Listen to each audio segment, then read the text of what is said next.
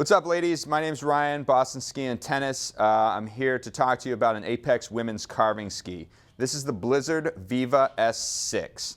It is a 74 underfoot ski with an 11-meter turn radius. What makes this ski really unique is a transitional sidewall. So it's going to have a beefy sidewall underneath the foot with a cap construction in the shovel and then a cap construction in the tail of the ski. What that does for you is it makes for a nice easy transition into your turns, locks you into the turn once you're halfway through, and then has a nice easy release out of it as well. The binding system is the piston suspension system, which is going to give you plenty of rebound in and out of your turns.